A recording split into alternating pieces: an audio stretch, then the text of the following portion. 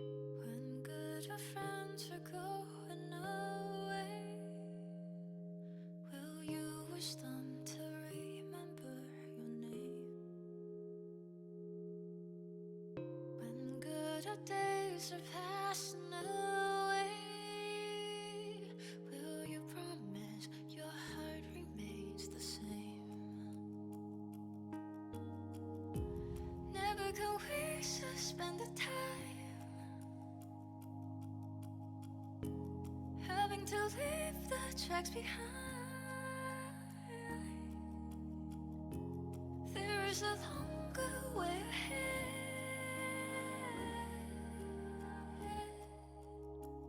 After all, there used to be a storyteller who always painted the sunshine and the rain. As you eventually grow up, spending a lifetime to taste of life and pain.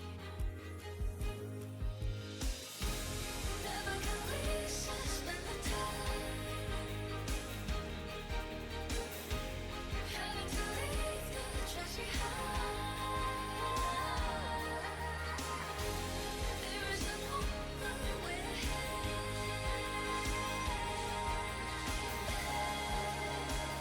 After all, if it's too hard to say goodbye, give us a try to sing around. Feel the beauty of this world,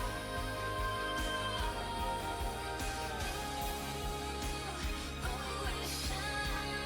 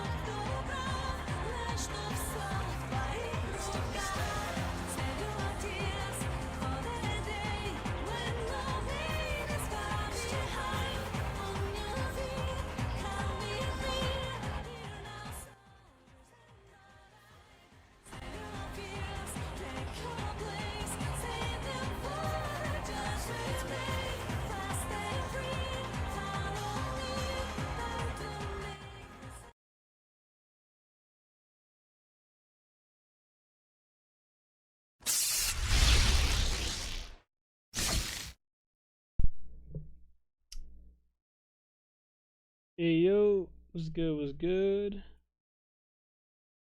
Whoops. Hello, everyone. We back. We back. We back out here. Let's go. We got another episode.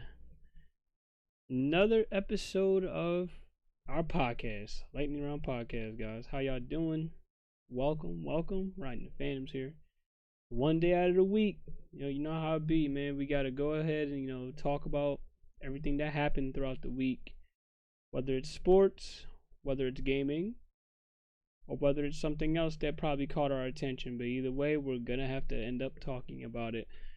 So we have a bit on our mind today, which should be obvious coming from right here with these two with the playoffs here. So yeah, we'll talk about that. Definitely, we'll talk about football later. We're absolutely gonna talk about football later, but there is a couple of things to talk about. I did say that we was going to talk about the conference championships. We were going to talk about them.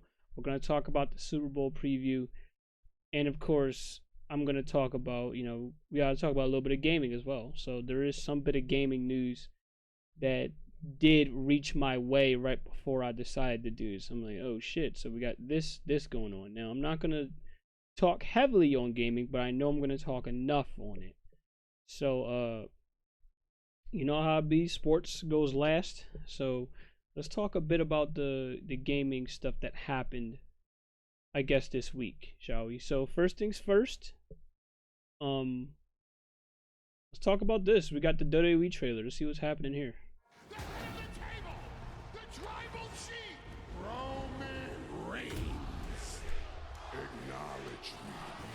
Can never deny me. I'm still alive. No one in over 35 years has held a world title longer than Roman Reigns. Still alive. The ultimate needle mover in God mode himself. This is my ring, my WWE. Who can stop the head of the table? Roman Reigns, one pin. What could this possibly mean for the bloodline? Consequences need change. Solo Sikoa has built an unstoppable machine. Roman Reigns has been sacrificed at the altar of Solo. Like a phoenix rising from the ashes. Can never deny me. I'm still alive. Holy hell! Roman Reigns has returned! I'm beating my heart like. Still The alive. tribal chief runs WWE. I feel alive. I'm built to survive. I'm still right. One of the all-time greats in sports entertainment history. I feel so alive. I'm still right. This is my yard now. Acknowledge me!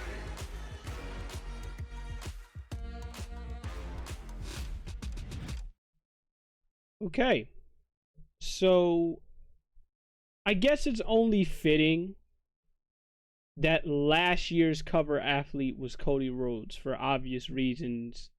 When it went to WWE 2K, dude was on an unstoppable popularity run. And then just like that, of course, 25 just had to be Roman Reigns. Like, I kind of felt like this was coming, which is crazy to say.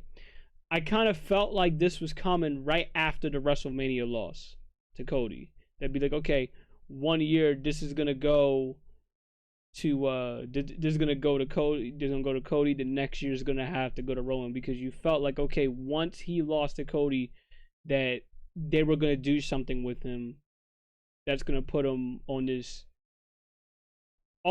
meteoric popular rise. And now here we go with Roman having to cover again.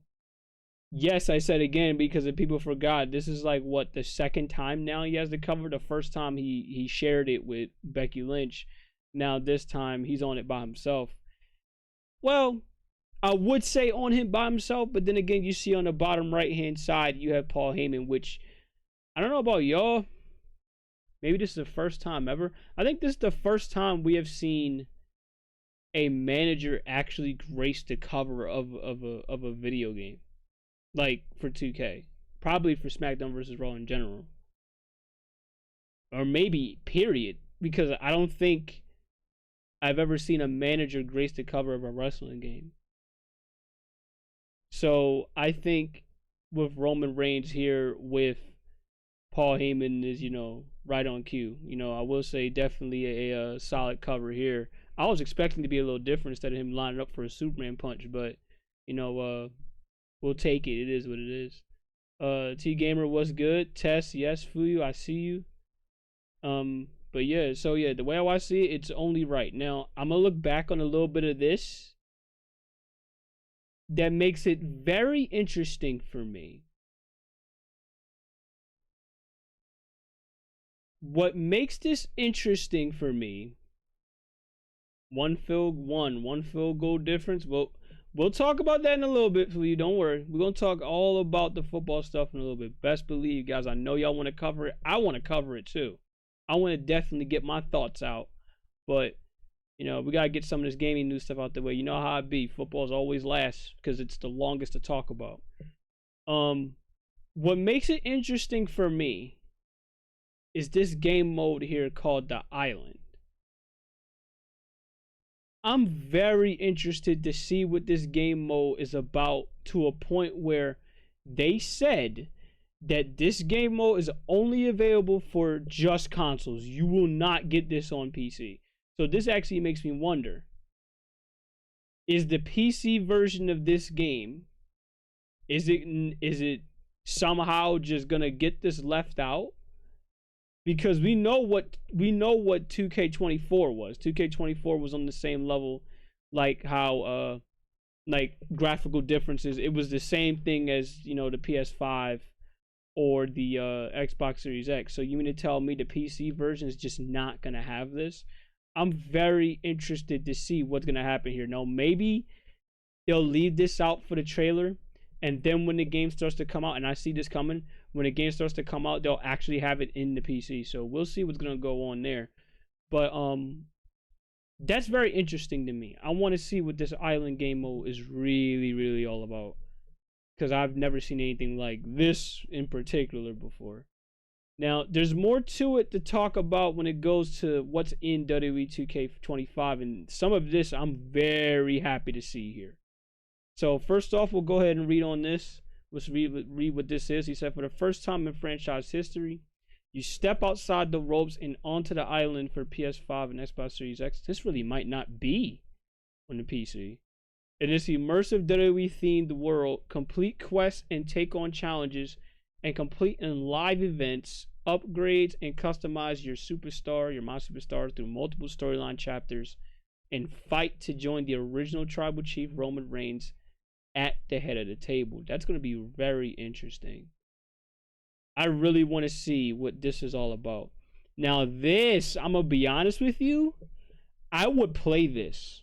My only thing is this going to have commentary? Because I had 2K23 and the same thing happened with 24, where as of late, they've been doing these showcases where they just have music on top of it. And I'm going to be honest, I fucking hate it.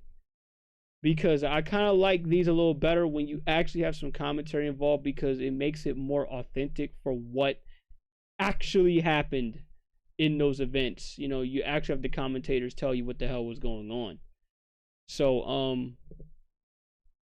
we'll see how this is going to go, but hopefully there's no commentary, because this happened when John Cena had to cover.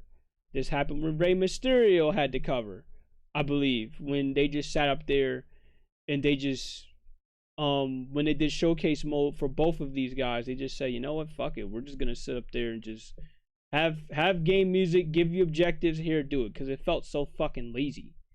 So, I'll see what it'll look like, obviously, before it comes out, but hopefully this is actually treated well. Because if you know about WWE, you know that they love their Samoans. Clearly, they love their Samoans. You see the names here. You have Roman Reigns. You have The Rock, obviously. You have Yokozuna. You have Jacob Fatu. And then, of course, you got more of the historic showdowns where you could relive them, or apparently you could flip the script and change history, which is going to be very, very interesting. It kind of gives me Madden Moments vibes when they point this out. Now, this is not the only thing that really interests me. It's not just with the whole showcase. They love their Samoans just like the NFL. You say that, but I mean, there's only one true Samoan we know right now in the NFL that's all that good. That's fucking Tua Tagovailoa, and we know what's going on with him. This is what makes it interesting for me. We haven't seen intergender wrestling. I swear to God, we have not seen this shit since PS2 era games. Like, we haven't seen this since SmackDown versus Raw. That's dating back to almost 20 years. Because I believe SmackDown versus Raw 2006 was when they had it. I don't know if they had it in 2007. I know they had it in 2006. But we haven't had intergender wrestling since literally 2006. We haven't seen that since China was alive. Basically, yes. We haven't seen intergender wrestling since 2006. You haven't seen it since PS2. The last time you played it, it was on... Wow. That's just as much long. All I know is this is well over 10 years since we... Almost over 10 years since we last had intergender wrestling. So, I don't know about y'all, but that felt like, for me, that's very fun. Because there's an obvious reason why we didn't have intergender wrestling anymore, because, you know, all the domestic abuse, all the domestic violence stuff that was going on, obviously they had to take it out. They had to tone this shit back. But since now, when you got female wrestlers like Rhea Ripley, you got Nia Jax, as you can see here with Randy Orton, if you know, you know. You have them stepping into like Royal Rumbles and shit and trying to beat up men. So of course it's only right that, okay, if you're gonna be out here doing this, then you get what you deserve. So to speak. Of course we're talking about this GM shit. I don't think nobody cares. They got the universe mode. Well, we'll see what that shit's all about when the time comes, but this is definitely one thing that's very big. So for this roster, they're going to have over 300 playable characters, which also spans multiple generations, such as, you know, Seth Rollins. My bad, give me a minute. Okay.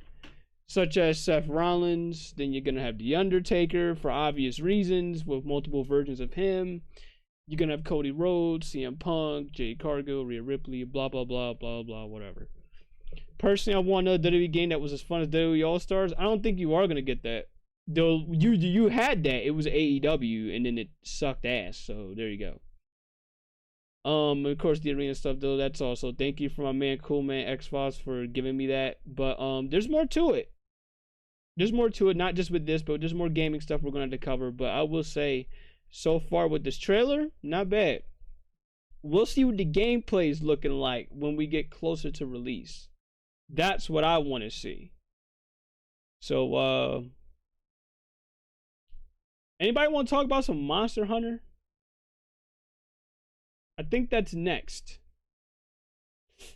for us to cover is some Monster Hunter stuff going on. So, what's going on here? First off, 30 A's, y'all. 30 A's. 30 more sleeps. 30 times we get to close our eyes and then reopen them again until we finally get to see this game. So if you got your calendars, you got your alarms ready for this, definitely be ready. Now, luckily for me, I'm off on the 28th, so you know what I'm going to do. You know what the fuck I'm going to do. More to it here. There's a new fight. Talking about tentacles and shit, so clearly we get a tentacle monster, which is this right here. The Black Flame that I remember us seeing a little bit about. The Black Flame in Monster Hunter Wilds is named New Udra? New Udra. So that's the new monster. That's the one monster where if you saw that pin attack happen, where he just lights you to fuck up with full of fire. That's the new monster that we're gonna be going up against, the new oily ass monster. I'm just hoping I can hop in on WoW since I can't, and Roz did the Xbox having the NAT type due to the NAT type of my router. You could always just reopen you can always make the NAT type open. That's something that you can handle, that you can do. I could try to show you later if you got like a laptop or some shit like that near you. And of course they said here, because this is the new monster we're fighting, if you're using a great sword or a charge blade or a long sword or an insect glaive, obviously you can chop those bitches off. Multiple tentacles. You can chop them off. Now it's not to say it ain't gonna grow back, because I have a feeling it will, but at least you could chop them off. So that's gonna be fun to get to chop off some tentacles. I'm on my laptop, and how can you change your NAT type with Spectrum? I would have to look it up, but it should be pretty basic with any other router type to change it, because I was able to change mine with Verizon or with Comcast at the time when I had them. Any service provider, you should be able to change their NAT type. Here it is right here, where apparently some person is upset about this. I know who the fuck you are. They're upset because apparently they changed the animation for when you're crawling under stuff. Well, they changed the camera angle where you're crawling under stuff. Apparently they're upset that, okay, this is the new crawling animation that you see where my mouse is at in the right. And this is World's crawling animation, where, of course, they're upset that you can't see any panties anymore. The way that I see it is this. I don't give a fuck. Because it's not like you can't just sit up there and just not, you know, literally, I mean, I literally do this with May, ladies and gentlemen, in case if anyone ain't fucking aware, where you can literally sit up there and take off the waist for your character. So, what's the problem? If this is all we're missing, okay, I don't fucking care. Or you could... They're censored because if you can see on the right hand side, if you want, I will send y'all the link. If you can't see what I can't see from here, this is literally what they're upset about. On the right hand side, you see that it's much more zoomed in. So then that way, obviously, you can see what's more in front of you. On the Monster Hunter World End or any other game's point of view, you won't necessarily be able to see what's going on in front of you because you're staring at just your hunter's ass, or you're staring at the weapon. So it's like, again, it's a minor issue. I don't know why people are randomly upset about this, but, well, particularly this person is upset about it. I don't know why. Considering, like, literally right here, prime example, like, look, if you want to turn your hunter into a sexy babe, you can literally do that in seconds flat. Hell, it feels like Monster Hunter practically encourages you to do so. Hell, they give you Kieran armor with assless chaps. So, what's going on? like, oh god. But that's all the Monster Hunter stuff here, where we have a new monster, we have the new monster name, because we already seen this monster before. We had an idea of who this new monster was about. We just didn't know its name. Now, if you want to see gameplay, I'm not going to be looking at gameplay not until after we're done here. I'm gonna be honest, because we're so far away, because we're not even so far away, because we're so close.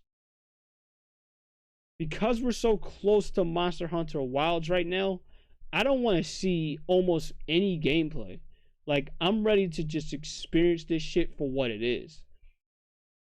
Like, the only gameplay I should see is when I'm playing the beta. That's it. That's all I want to see.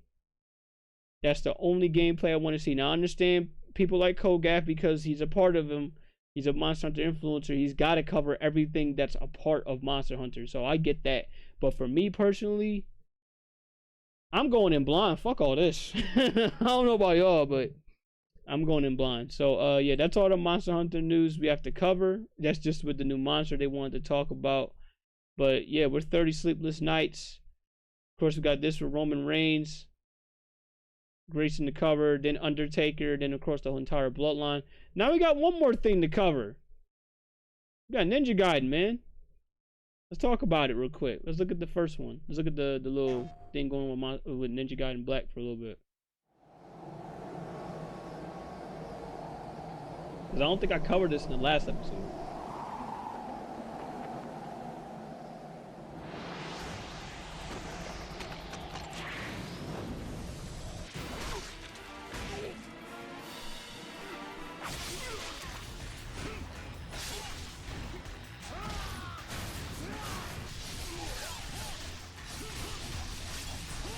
Jesus Christ.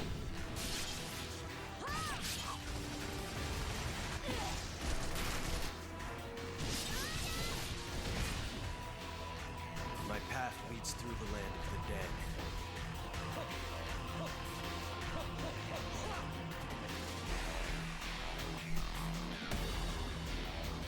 And thus the sun sets on the Dragon Ninja bloodline.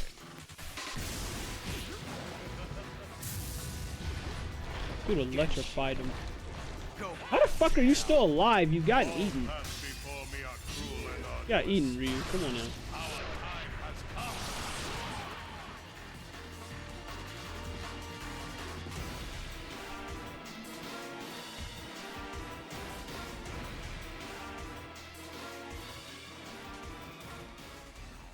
Now, obviously, it's a variable everywhere. It's not just PlayStation 5. It's just looking at it from the PlayStation, of course, you know, their channel. But, if y'all like yourself some Ninja Gaiden, go have some fun. You deserve it to yourself. Now, I played Ninja Gaiden. The first one, you know, that they have for this. I'll be honest, this shit is hard. I was getting my ass kicked in the first mission. I said, nah, bro, I can't stream this. Because the amount of death counters we would have, I'll be honest, this would make Splinter Cell look tame. Very tame with me playing Splinter Cell, and then I take my ass right over to Ninja Gaiden, and I just completely get my ass handed to me. Like, I actually would have to play the game on easy difficulty to actually enjoy myself, because it's just... it's way too fucking hard. Like, they will get you up out of here. They not playing with these enemies, man. Oof. Ooh. Ooh.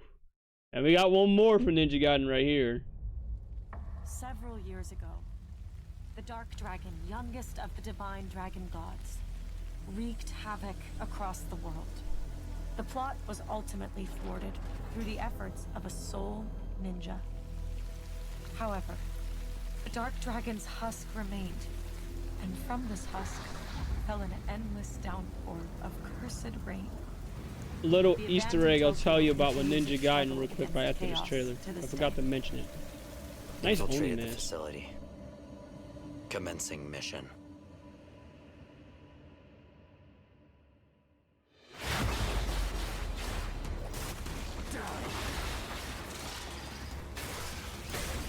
Jesus Christ.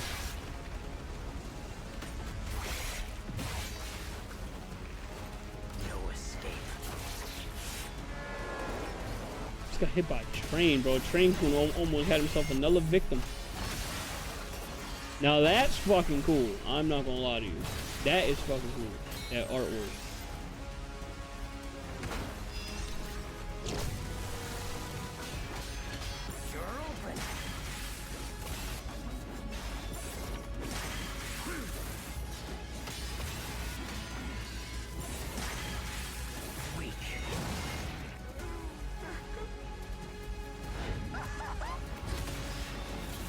That parry.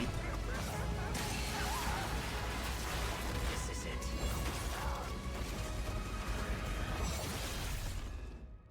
Ryu Hayabusa. Whatever your clan is plotting, it ends here.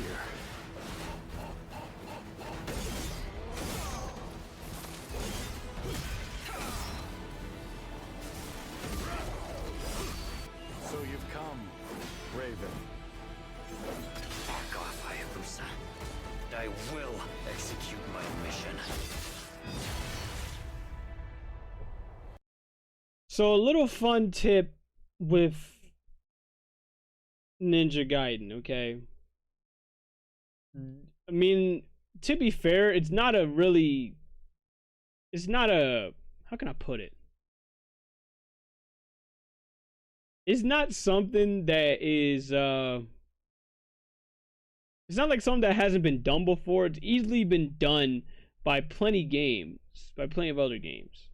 Where they'll tell you, oh, okay, if the game's too hard for you, they'll say, all right, we could just tone this difficulty back and you could just play on easy. Like, literally, Devil May Cry 3 did this to you. Here's the difference, though. Should you pick yes with Ninja Gaiden, that you want to play on easy, I don't know if it's the first one or if it's the second one or the third one. I don't know if it's just that one. They will actually make you wear a hat just to say that you're playing on easy mode. They will actually mock you while your ass is playing the game. Like, hold on. Let me see if I can find this.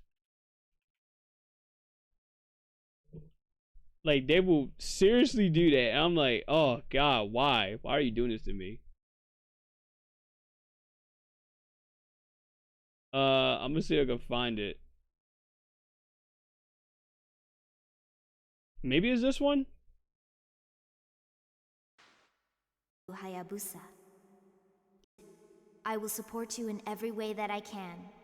Don't be overconfident. Just do what I say and perform your duties as competently as you can. Damn.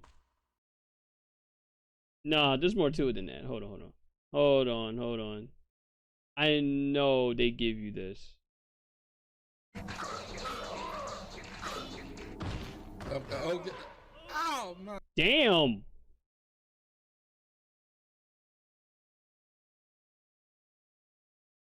There you go. They actually mock you for playing it. Yup, here it is right here. The Ninja Gaiden games are notorious for their difficulty, like trying to scale Everest with your teeth difficult. In fact, it's one of the central appeals of the series. So much so that an easy mode has rarely been included in past entries. In Ninja Gaiden Black, however, an easy mode was begrudgingly tacked on by the developers in order to satiate their Western audiences, who were seen as less competent than their Japanese counterparts. In Ninja Gaiden Black, a new mode was included entitled Ninja Dog, which made the game considerably easier. It also forced you to wear a very pretty purple ribbon for the entirety of the game, which doesn't sound too bad, but Ayan, the game's secondary character, will verbally mock you throughout the entire game for your weakness, scolding you even in victory. So that's nice. Number 9, Wolfenstein: The New Order. Now, I thought it was a hat, but never mind. They just give you a ribbon. Okay. Here's how I see it, though. This game is fucking hard as shit, so if you're gonna mock me all game, alright, fine, go ahead. I will take that and just run with it, because look, if I can barely, and I mean barely, get by the first level, I can imagine what the next fucking 5 are gonna be like. So look, I'll take being mocked all day every day until I can actually get better, and then I will play on normal. But yeah, fuck that.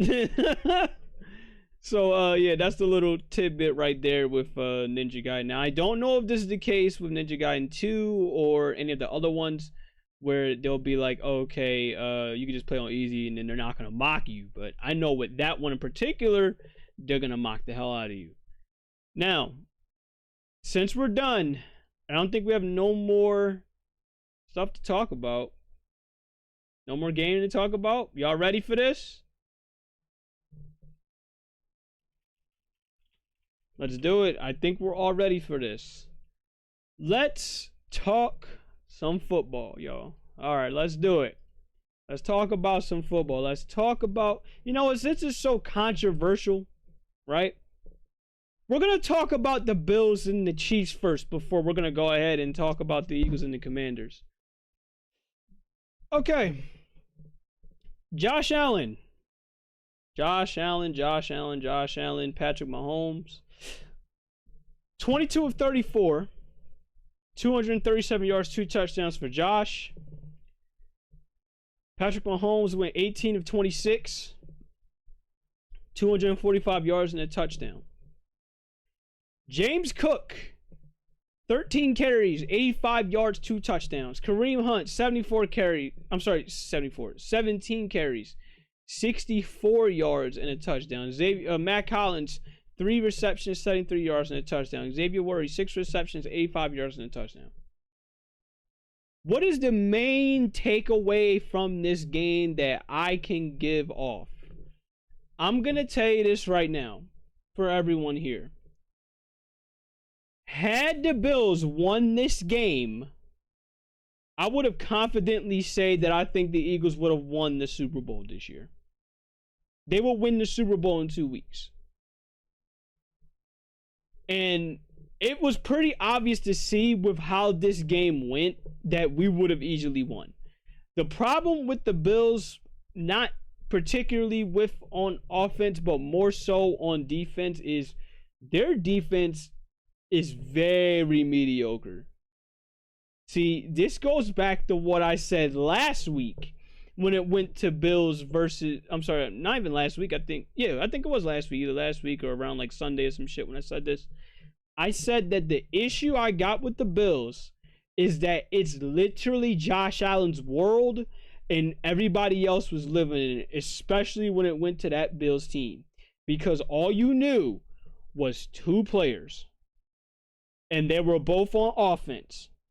All you knew was Josh Allen and James Cook. You didn't know anybody else on that offense. Now, I understand there's Dalton Kincaid. Dalton Kincaid is just getting into his own. He's just coming off, I think, is this his rookie year? Or is this the year after? I don't know. All I know is this, he needs time to develop. He's not that guy yet. We don't know if he's going to be that guy yet. So, at the moment, it's just Josh Allen's world. And he can only take them as far as the Bills can take them. Now, the fact that he took them this close is impressive in of itself, because let's be honest, if Josh Allen, for any intents and purposes, if he has a down year or if he gets hurt, we're not talking about the Bills going this far in the playoffs. We will be talking about the Ravens versus the Chiefs right now. That's what we will be talking about. And let's be honest, it should have been the Ravens versus the Chiefs. It took a drop pass from Mark Andrews to set this game up. Because who knows what would have happened if it was Chiefs versus Ravens. Who knows if the Chiefs are even going to really win this game. Because it's like, let's be honest, I don't think the Chiefs are going to be able to stop both. I don't think they're going to stop Derrick Henry or Lamar Jackson. I don't think they would have stopped them. It's too much. And you could tell I could tell you they wouldn't have been able to stop him, because look what James Cook was able to accomplish. Man had 13 carries, 85 yards, 2 touchdowns. What's the common theme that I've seen so far with the AFC? Unless it's the Chiefs, because for some reason they could fucking get away with it.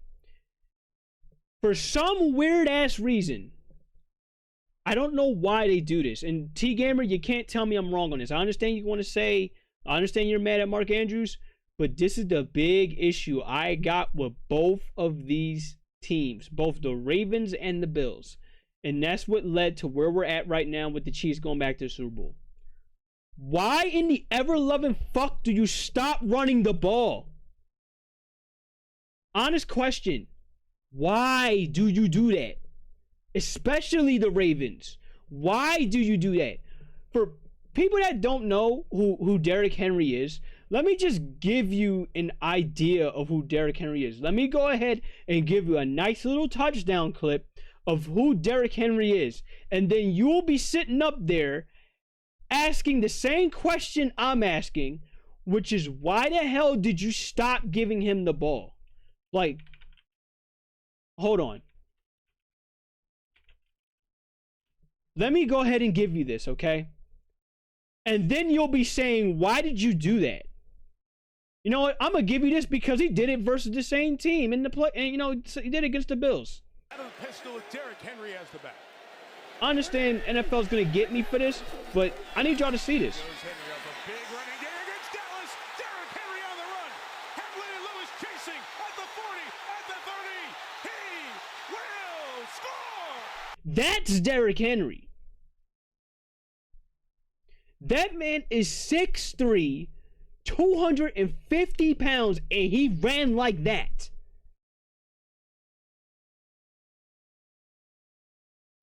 If you can do that, why would you go into the playoffs? And, like, why would you go into the playoffs? And I see this stat line from Derrick Henry, where he has 16 carries, 84 yards, and a touchdown, and dude was carving up the Bills' defense. Now, yes, there's times where the Bills was stopping them, but here's the problem. Anytime the Bills got one stop, the Ravens would fold and let it be the Lamar Jackson show, and there you go, where Lamar Jackson either fumbles the ball or he just gets an interception. Now, let's fast forward to the Bills game. Bills versus Chiefs. James Cook, same situation. James Cook is carving the fuck out of the Chiefs defense. They had a problem stopping him. But what did the Bills do? Oh, I don't know. Let's have it be the Josh Allen show, and dude damn near almost throws 4 interceptions in this game. Like, seriously, I was sitting up there about to pull my hair out asking Josh Allen, what the hell is going on? Bills play calling, what the hell's going on? Multiple times I had to say this. This felt like I was watching the divisional game all over again. And it's very frustrating. Keep in mind, I haven't even talked about the Chiefs yet. Besides their run defense, because really, let's be real, their run defense is suspect as all hell. If James Cook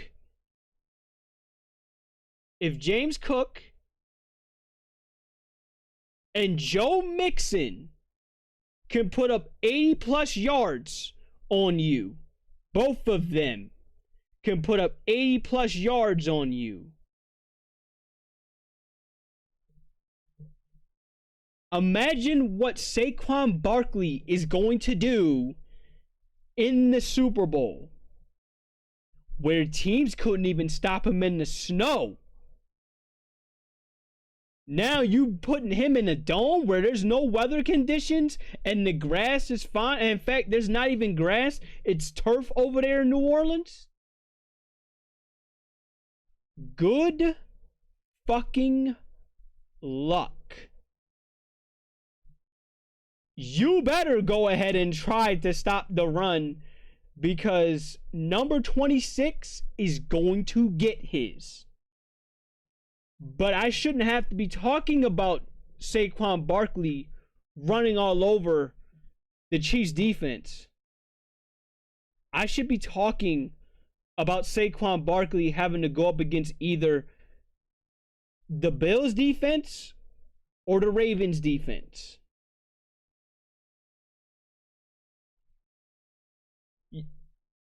More of the story is this for me, okay? And I'm going to say this in all blunt honesty. And I understand people, teams, AFC teams, look, AFC fan bases don't want to hear this. But I need to say this.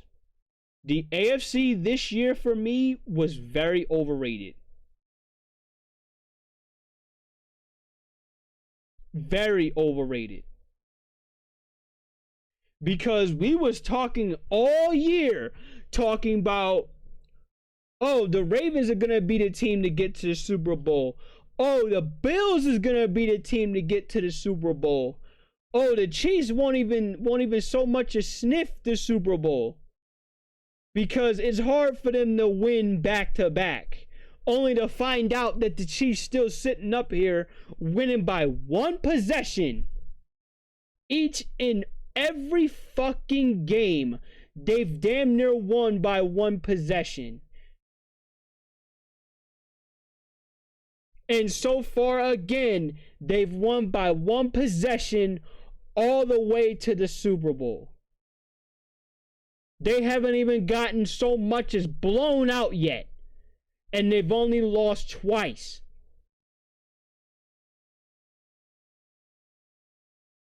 Somehow, some way,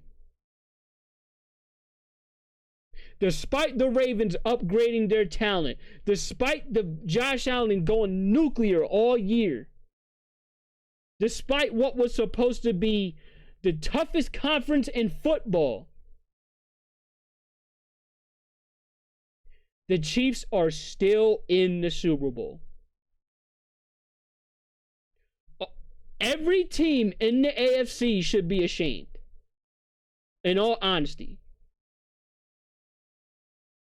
Because how in the ever-loving fuck do you let Patrick Mahomes, Andy Reid, Travis Kelce, Chris Jones, Steve Spagnuolo still do this to you? After 3, 4, 5 years of this shit, you still let them do this to you. You still let them take them all the way to the Super Bowl. You still can't beat them. I didn't see Andy Reid get this much success when he was in the NFC and he had the deal and he had Donovan McNabb by his side. And the only receivers, the best receivers he had was Deshaun Jackson, Jeremy Maclin, and Terrell Owens. And y'all still let this man get to multiple fucking Super Bowls.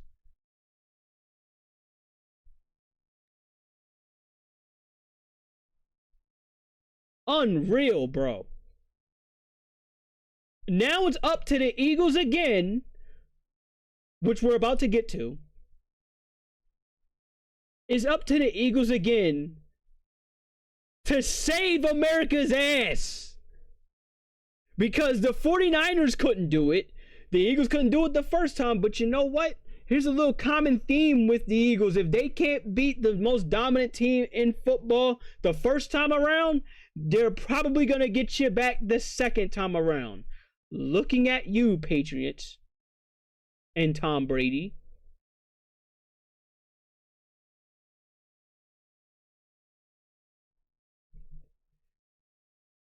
But all I know is this. The AFC has a lot of soul searching to do. And I mean a lot of soul searching to do. As a conference, you have a lot of soul searching to do. By the way, while I'm at it, when it goes to the off season, when it goes to even during the season, when it goes to the drafts, maybe now, just maybe, just fucking maybe, stop trading with these motherfuckers, dude. DeAndre Hopkins should not be on the Chiefs. At all. He shouldn't be on the Chiefs. I don't know if that was the only deal they made, but apparently him being there was more than enough, considering they don't have Rashee Rice at all this season. He was out with a torn ACL. Now they're going to have him back by next season, and then they're going to discard Hopkins. But why would you trade with him? Why would you trade with him? It's like, I get it. The Titans ain't shit. But also the way how I see it is this. DeAndre Hopkins knew what he was getting himself into when he signed that deal with the Titans. Because he knew that was a team that was on his last legs. And you still sat up there and you signed with them in the first place. Instead of signing with any other team in the AFC not named the Chiefs. But hey, you know what? He's Super Bowl ring chasing. I guess I can't be too mad at him.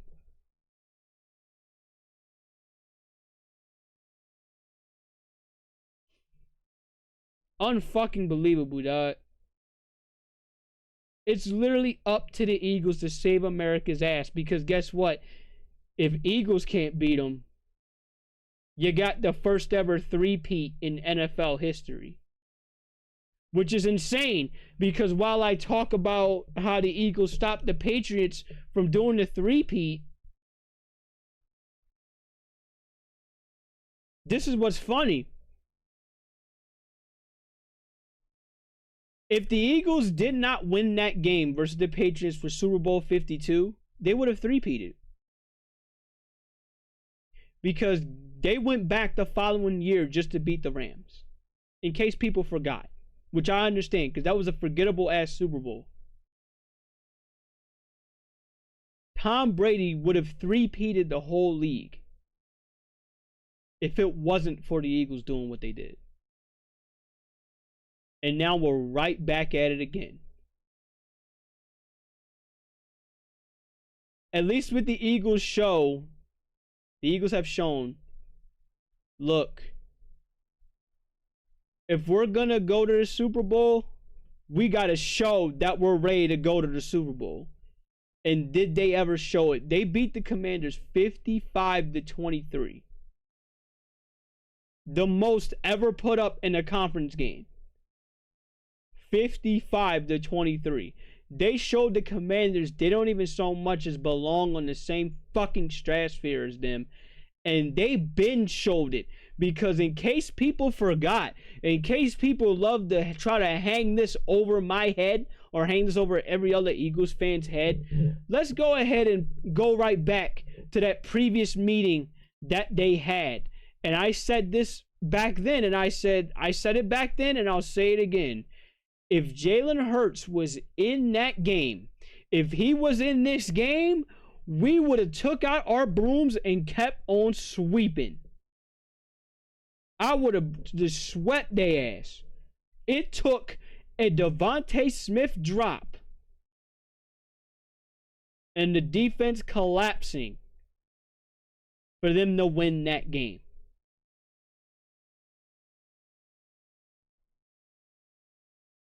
I had to hear from Commanders fans halfway after that game, like in weeks and months, I had to hear them say that it didn't matter if Jalen Hurts was on the field or not. They practically fucking said that.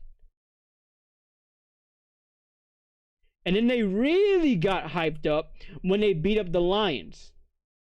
A defensive, depleted Lions, might I add.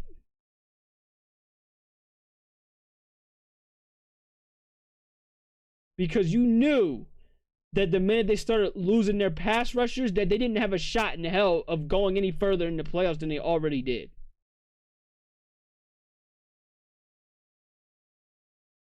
And now we go right over to this game. It's crazy because I felt it coming. I said, you know what?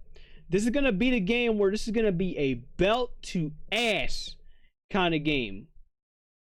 Where it was going to be like the parent punishing their kid for eating too much candy or disobeying their teachers at school for having a bad grade. That's how this felt like against the Commanders.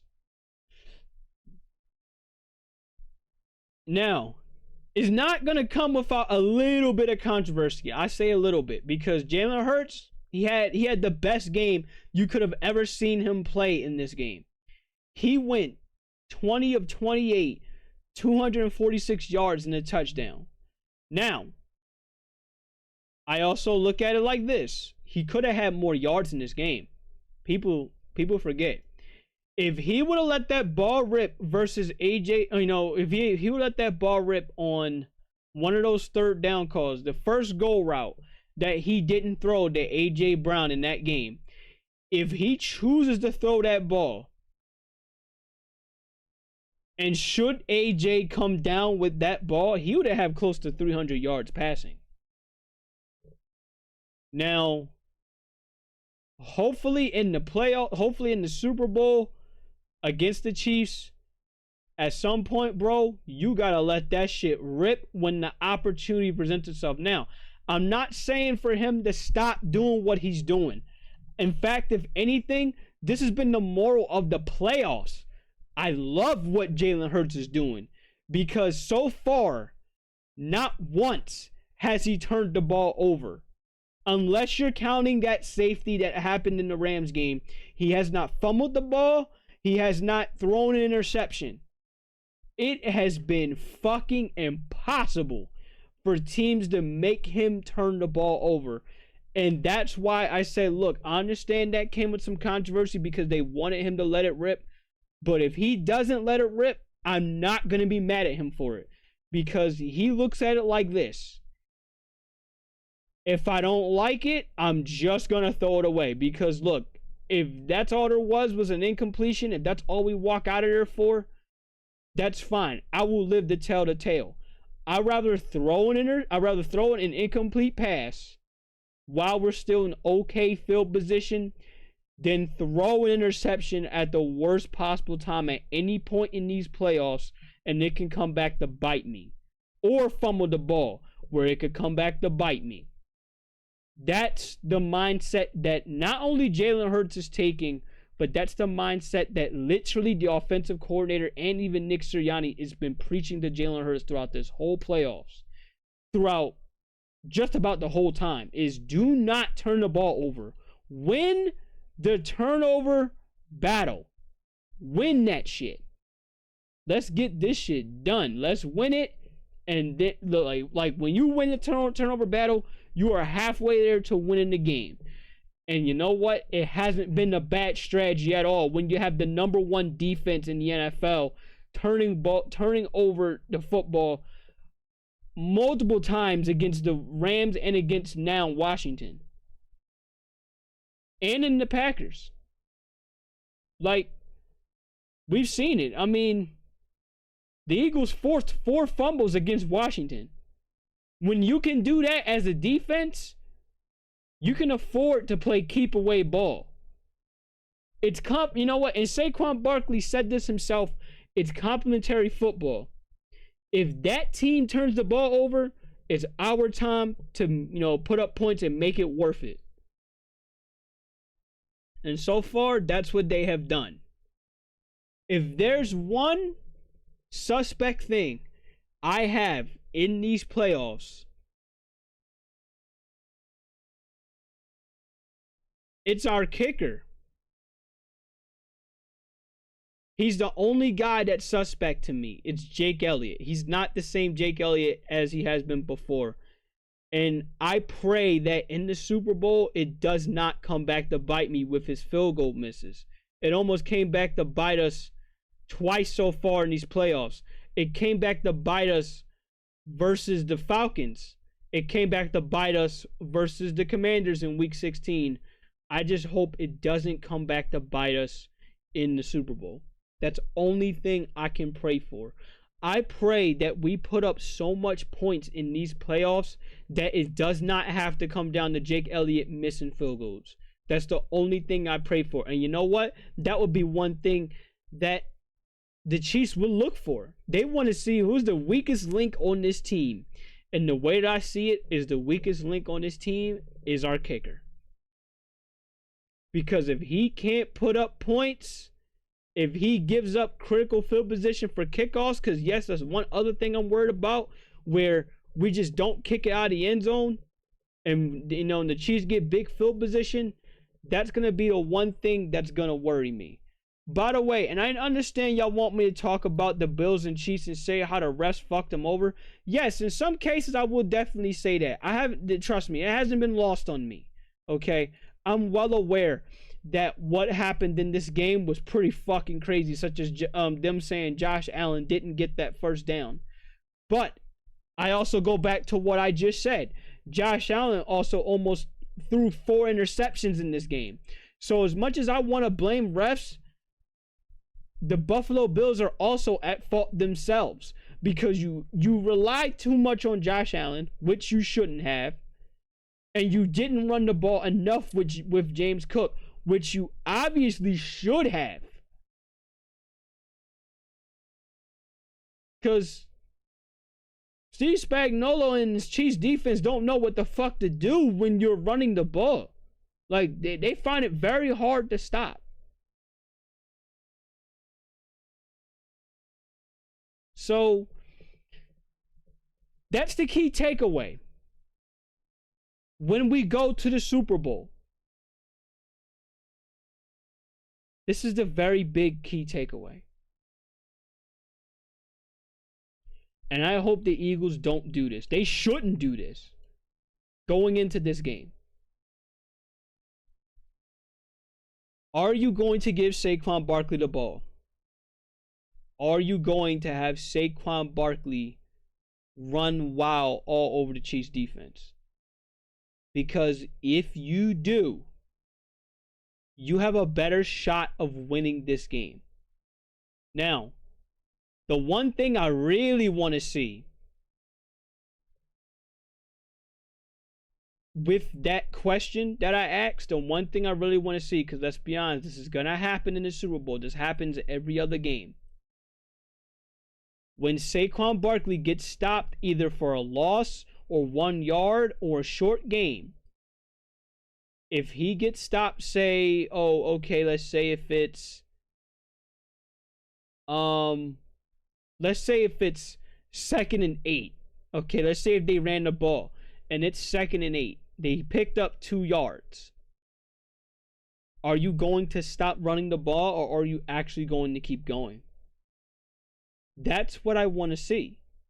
I need the Eagles to give me that answer that they're going to keep going. Because look, I didn't make this into an emote for no reason. Because the way that I see it, if there's a game plan for the Eagles in this game, it's a real simple game plan. You keep running the ball down their throat until they have shown they can stop it consistently. And if they can't stop the run, then guess what? You are at least 60-65% away from winning your second Super Bowl in franchise history. Let Saquon Barkley run you to a Super Bowl. Let him do it. This is what he signed here for. Let our offensive line show that, look, this is why you put our trust in us. This offensive line is probably the best offensive line that the Chiefs has ever gone up against on defense. And they haven't seen shit like this yet.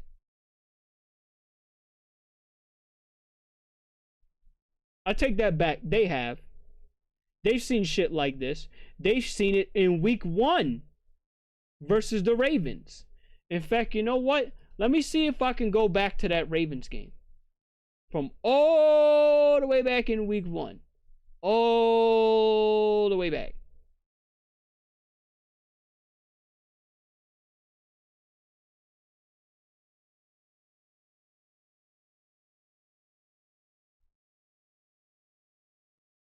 Derrick Henry had 13 carries for 46 yards and averaged 3.5 yards per carry. And he scored a touchdown. Lamar Jackson had 16 carries, 122 yards. And he averaged 7.6 yards per carry. But obviously they didn't win the game because you can see right here, they had Lamar Jackson going 26 of 41. They were literally 10 toes down away from beating the Chiefs. They were practically 10 toes down because, let's be honest, I trust them to get that 2-point conversion if they wanted to go for 2 to win that game.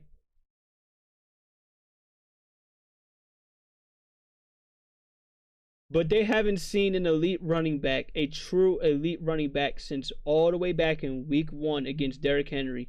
And while Derrick Henry had 46 yards, he averaged 3.5 yards per carry and a touchdown. They said, fuck it, let's just have Lamar Jackson run all over us. We're scared to let Derrick Henry run. Which I understand, I get it. But we all know now this season,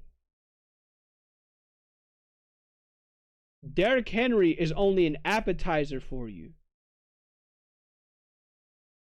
You ain't seen nothing like Saquon Barkley.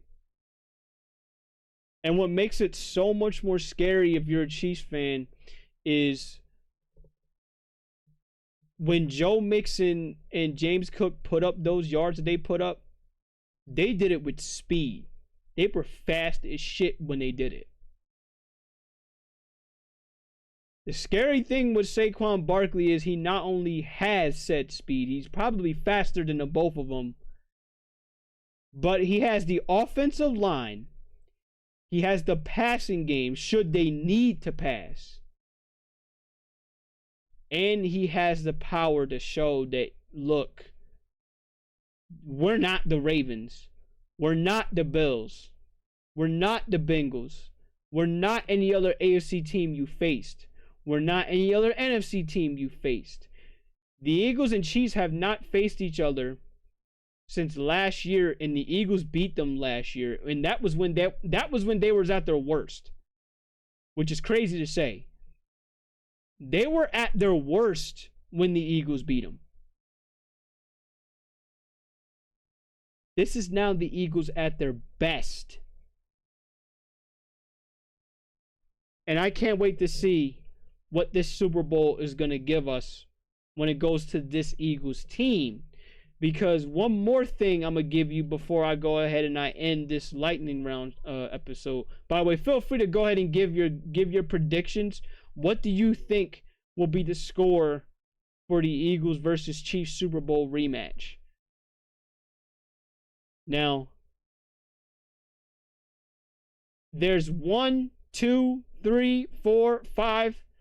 Unspoken is 6, probably 7 things from Super Bowl 57 to now that makes this very, very different. Okay? I'm just going to say it like this. Jonathan Gannon over Vic Fangio. It ain't even close.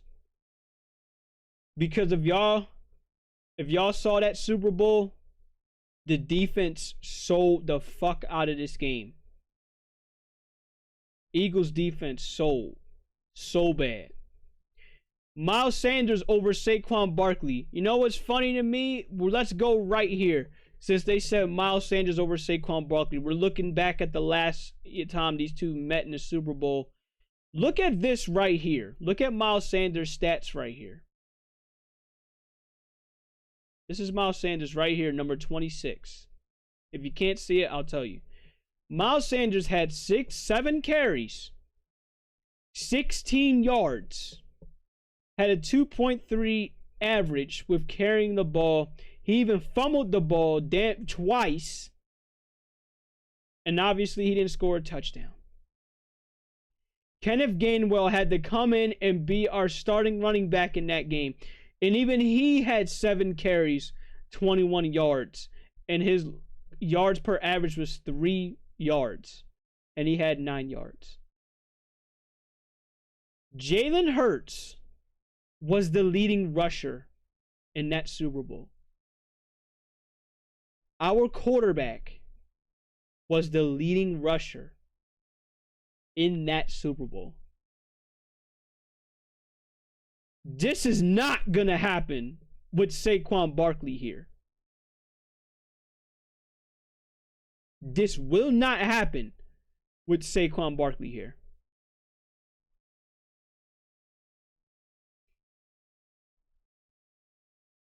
What's so crazy is we put up this kind of stat line and we only lost by 3. If we even had a semblance of a run game, we're draining the clock in Kansas City. They're not winning. Hell, even better. I'm going to go back to this. Which is crazy because they didn't even point it out here. You want to know who we don't have here as well? Quez Watkins.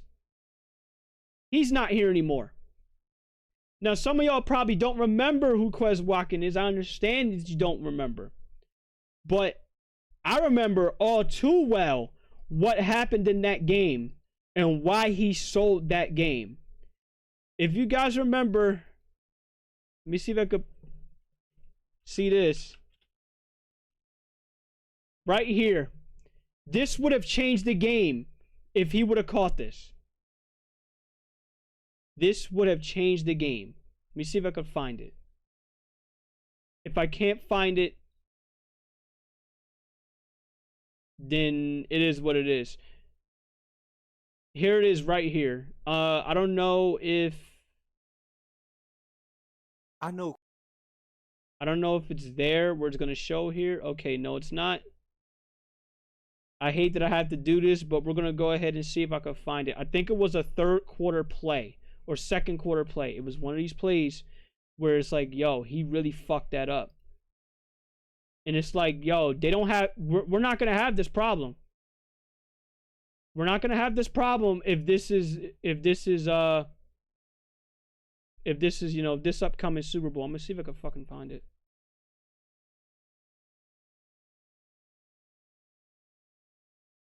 It shouldn't have to rely on the field goal. Where the fuck is it?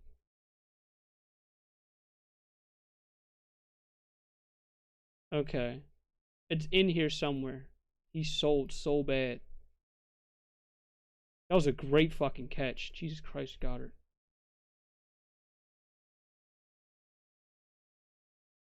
It was probably in the fourth. I thought it was halftime. It's probably in the fourth that he did it.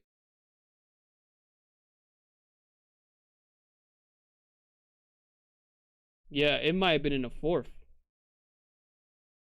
Because we kicked the field goal right after that. Yup, that happened. That happened. Yup. We know that happened. Yeah, it gotta be here. Because this was a gotta have it drive. And we needed a touchdown so bad. Yup. Oh, not this one. That's Devontae. Damn, where the fuck is it?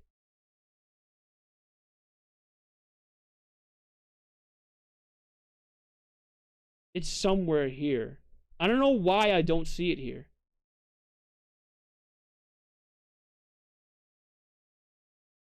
Because I remember getting on his ass about it all game when I was over there. When I was at my cousin's house. Having to see this. And I still couldn't believe he dropped it. Yup. No, that's Smitty again. Where the hell is Quez? I know he threw it to him.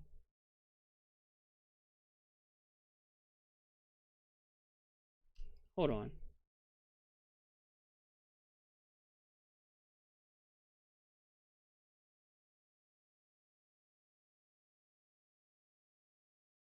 Here it is, right here. Thank you, Twitter.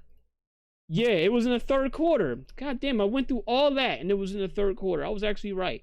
This is the drop here that cost us that you could make a case it literally cost us the game. Look at this. He catches this ball. It's not going to be a touch. It's not going to be a field goal. We were inside the 5.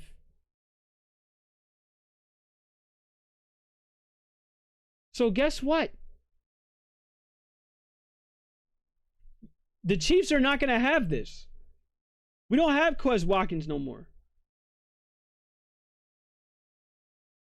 So, no Jonathan Gannon to sell as a defensive coordinator. We have an experienced coordinator, Vic Fangio, who, by the way, for some reason, fans love to point this out. I'll point this out for you for more further context. So, for some reason, Chiefs fans and NFL fans love to point out that Vic Fangio lost to Patrick Mahomes, I think, 6 times? Look at the teams he was on. He was on the Broncos when he was a head coach. Clearly, they weren't good at that time. The best they had going for them was their offense. Was their defense. Their offense was bad. Very, very bad. So clearly, he had more possessions. The same thing went with the Dolphins, where clearly the Dolphins just didn't want to play. Which you know they didn't want to play because as soon as Vic Fangio left the Dolphins, you had Jalen Ramsey and Tyreek Hill bitching about how he calls games as a defensive coordinator. They didn't want to be coached. They didn't want to be there. Now look where the Dolphins are at. So, Jonathan Gannon over Vic Fangio. Miles Sanders clearly over Saquon Barkley. I already stated this. James Bradbury, who's actually still on the team, but he's benched.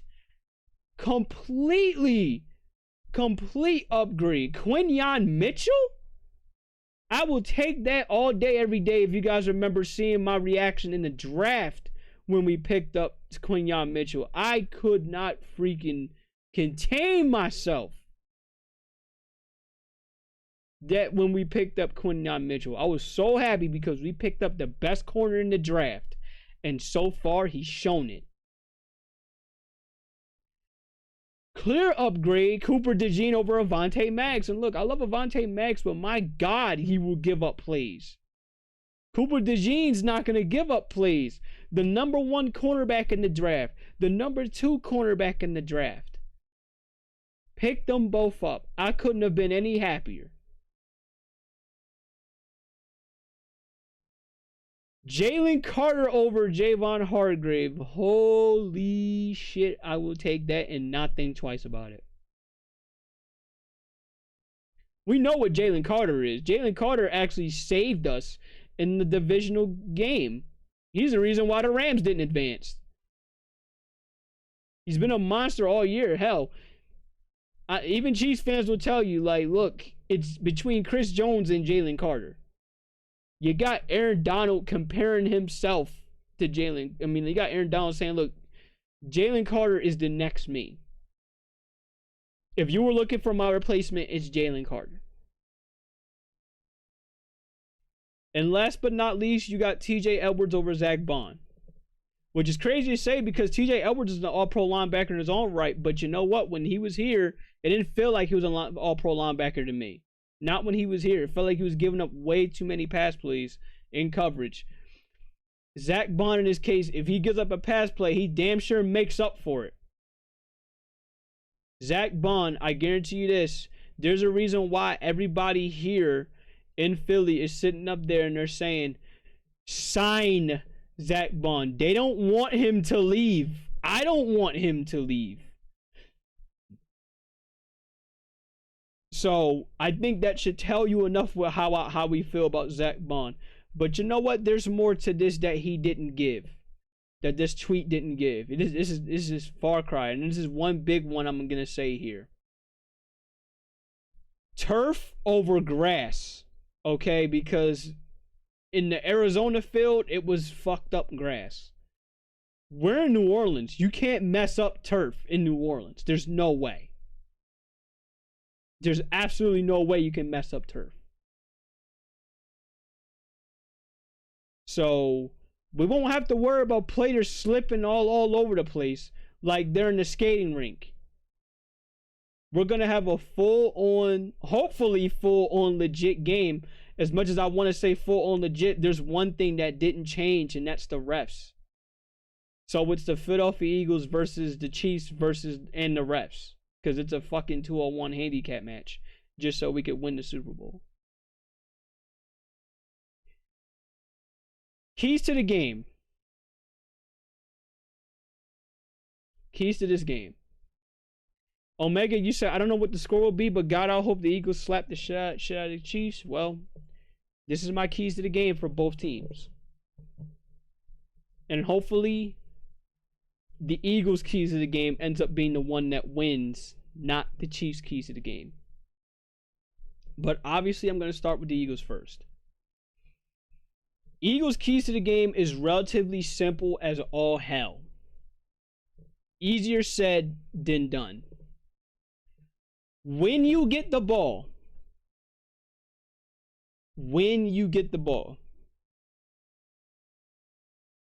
limit the amount of possessions that the Chiefs get in this game.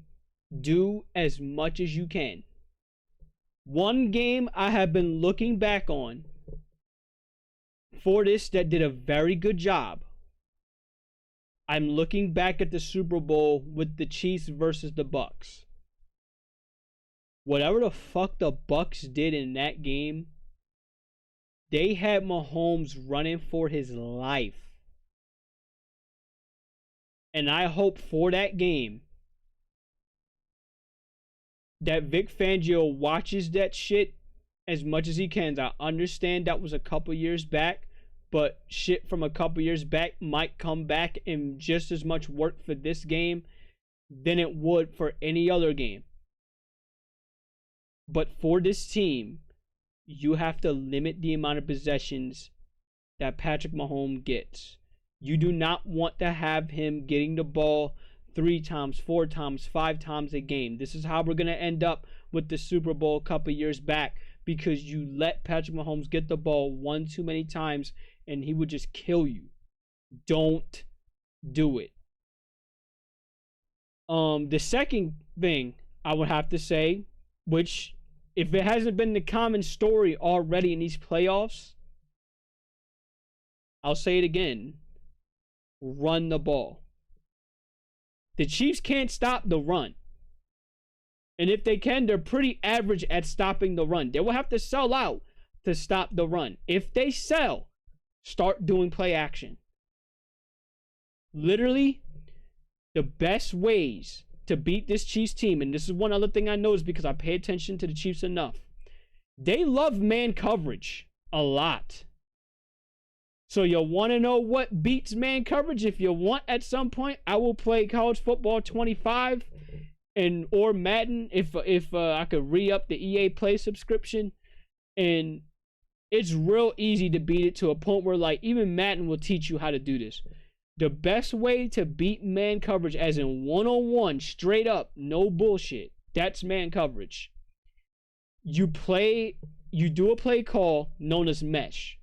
You have 2 wide receivers, 1 wide receiver on the left, 1 wide receiver on the right side, left side of the field, right side of the field, however you do it, and you have the both of them go running like across one another. Basically, like, if y'all seen what a drag route looks like in football, then that's essentially mesh, when you have 2 wide receivers basically running past one another. That's basically mesh. So if you're the Eagles, you want to have mesh concepts damn near every game, damn near the whole game, because that's all Kansas City wants to do is man coverage, blitz, man coverage, blitz, man coverage, blitz. Especially in certain downs, they will do nothing but man coverage and blitz. Most of the game, they do man coverage and blitz. They'll probably sprinkle in some zone here and there, obviously, because they can't make it obvious. And Steve Spagnuolo does a great job of this. But if there's one thing we're guaranteed to see out of the Chiefs every fucking game, especially depending on the down and distance, is they want man coverage, and they're going to blitz the hell out of the quarterback to put so much pressure on him that they're either going to force an incompletion, force an interception, force a fumble, or force a sack. That's all they want. So, with that being said, you want routes that beat blitz. You want routes that beat man coverage. If the Eagles can do that, the Chiefs are in deep shit, because that's most of their defensive playbook right there. Right then and there. So, running the rock is already enough of a problem for them because they can't stop the run.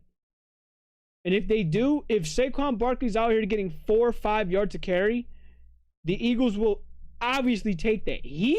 Saquon will take that. I'll be like, look, if I can't have a big run in this game, 4 or 5 yards is going to be enough to keep them honest. And that's more than enough. That's straight up situational football at its finest. And you do that, if you do that, and you make the Chiefs sell out to stop the run, the playbook is wide open with what you want to do. But the other thing I do need to say for another keys to the game, if you're the Eagles, Jalen Hurts, you have to play perfect in this game, just like you did last game. Near perfect. I understand there's times where he doesn't want to let go of the ball, especially in situations where he thinks it's going to be an interception.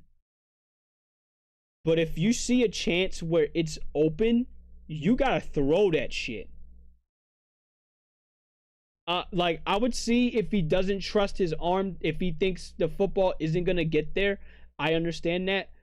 But in situations like this, where this Chiefs team is known for being very opportunistic by blitzing you, man coverage, and all that type of shit, you need to throw the open man right then and there.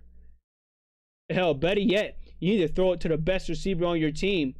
Looking at you, AJ Brown, who, by the way, if the Chiefs do man coverage against him, you're asking for trouble, because there hasn't been a DB alive that has beaten AJ Brown in man coverage. Because he's too fucking physical. Can't do it.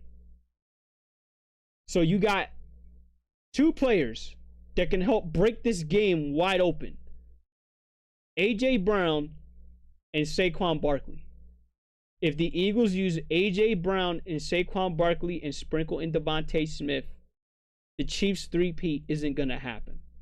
On offense, it's not going to happen. And if they limit their possessions. On the defensive side of the ball, now the big one, how do you stop Patrick Mahomes? That's been the question throughout the past freaking 5 years, is how do you stop Patrick Mahomes? Somehow Vic Fangio knows how to do this, so I leave it up to his judgment. But this is one thing I do know for a fact. This is going to be the toughest defense that Patrick Mahomes is ever going to face throughout this season. He hasn't faced a defense this tough. He legitimately hasn't. You can look back at the Chiefs' whole schedule. They haven't faced a defense this tough.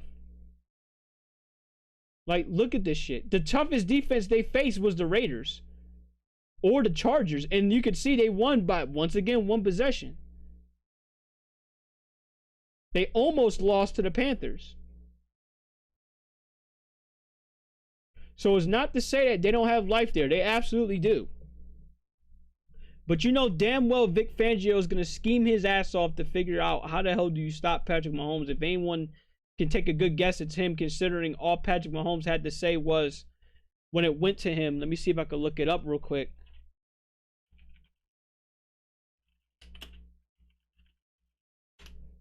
He said it himself, where he said, see if I can find it. Of course, this is their thing here. But I think he says something along the lines of, look, he was giving him trouble. Okay? He was giving him some issues. Talking about Patrick Mahomes with Vic Fangio. He said he was giving him some issues. So we'll see what'll happen in this game, but all knows this to stop Patrick Mahomes. Look at that game with Tampa Bay versus Kansas City in the Super Bowl. That's one way to know how to stop him. You look at that. You look at the game with the Raiders versus the Chiefs. That's another game. People kind of underestimate that one for some reason. But for somehow, some way, the Raiders pulled out a miraculous dub versus the Chiefs that day. And those are the games you need to look at to at least try to stop Patrick Mahomes. And with the kind of defense we have, is not to say it's not possible, because the Eagles run just about any other defensive scheme you could think of. They run 3-4, they run 4-3, they run nickel, they run dime, they run zone.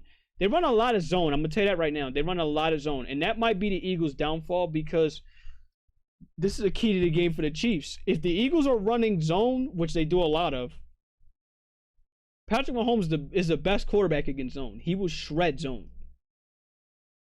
So him doing that and just doing 5-yard plays, 5-yard plays, 5-yard plays, running for a little bit, 5-yard plays, that's just around their wheelhouse. They'll do that all day. But if the Eagles want to counter this, they need to start doing more man than they do more zone. And I know that's easier said than done, but you got to trust your cornerbacks if you want to win this game. You have to. It's got to be man coverage, rush 4. Do not rush 5. By the way, that's another thing. Patrick Mahomes is great against the blitz. He loves it when you blitz, because when you blitz him, you have one extra receiver right there. Nobody's going to guard the open receiver. So this is damn near the same thing like how it was against Brady. With how we won the Super Bowl 52. You rush four, get your pass rush with 4.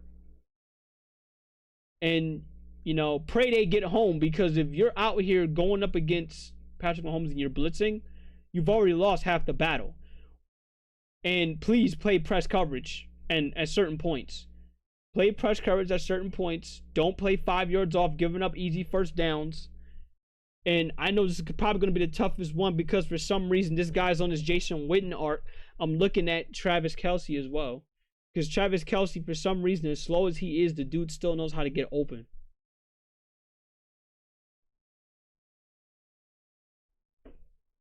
You can see how dangerous it is to stop the Chiefs just for me saying all this. Because you have to worry about Travis Kelce getting open. You have to worry about Patrick Mahomes running for his life all over the place like he always does. You have to worry about some random fuckery with the refs. You have to worry about a busted coverage. And then you got to worry about the Chiefs defense getting momentum back. It's never easy going up against the Chiefs. It never will be easy. But here's the deal. The Chiefs are very much beatable. And there's certain games that show that they are beatable.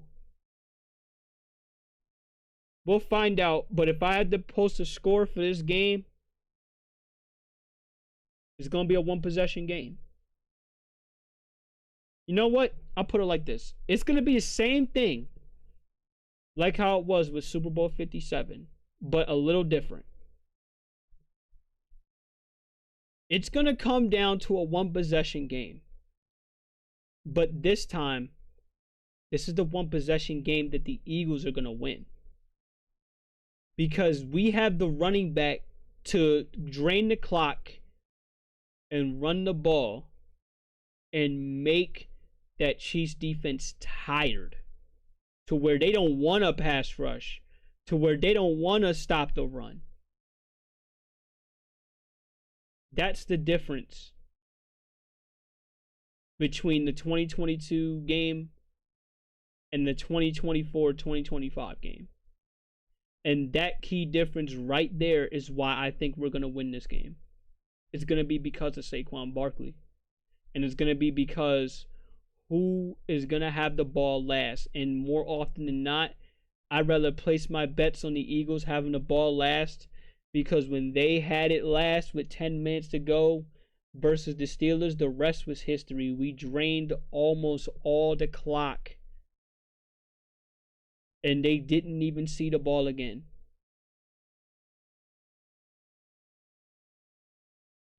Should the Eagles do that? Well, the Chiefs aren't three-peating. We'll see what will happen. But we got 2 weeks away. Now, I'm going to come back with another episode with a pregame with this game. If possible, might be a pregame, because I might get invited to a Super Bowl party at some point during that week. I know I will. I feel it coming. But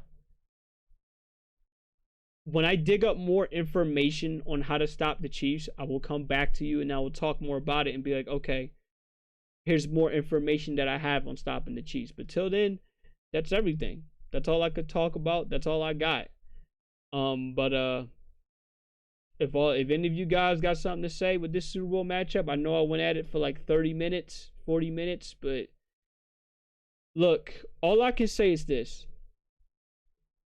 I went through this shit 2 years ago. And the only thing that came to my mind was we was only one good play away or two good plays away and we would have won this game. I hope that the next time I come back and I do this podcast, I can legit say that, oh, okay, we accomplished what those one play, what that one play away was, what that second play away was. That's all I can hope for. But yeah, till then, Yeah, I know, Omega, and that's one thing I can't overlook is the refs. I'm not gonna overlook the refs. If somehow the refs call a clean game, I will be shocked if they call a clean game. I will be so surprised if they call a clean game. If they call it right down the middle, this was holding, that was holding, this was PI, that was PI, I will be shocked. But we'll see what'll happen.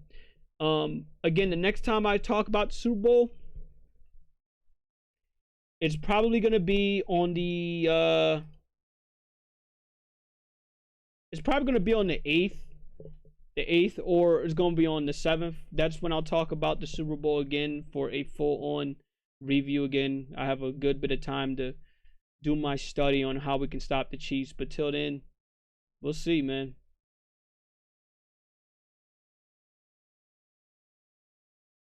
We'll see, because guess what? They can only rig the Super Bowl for so much. But till then, guys, this is my schedule throughout the rest of the week. I will be coming back in about an hour or two. I will be doing Splinter Cell more. We'll actually finally be doing more of Splinter Cell Conviction. I think we about the first couple parts, then I stopped. So if you guys want to see more from me, I'll see you in a couple hours. And then of course tomorrow is Master Duel and Judgment. If you yeah, tomorrow's gonna be Master Duel and Judgment unless I get called for something. But know that 8:30 there will be no Friday stream. Saturday there will be no stream. Sunday there will be no stream. If you know why, then you know why. Friday is my birthday, so I'm not gonna be doing any streams. I'm just gonna chill out. Till then, that's everything throughout the rest of the week, guys. Alright, till then, I will see you in about an hour or two. I think by 9, you know what, yeah, I think 9 or 10 o'clock, because I need to relax after doing all this talking. So I think by 9 or 10 o'clock p.m., around 2-3 hours from now, I will come back and then we're going to do more of Splinter Cell Conviction. But if I don't see you back here, hopefully I will see you tomorrow. Till then, every second, every minute, every hour you're filming me is every second and every minute, every hour. Very blessed, very grateful for.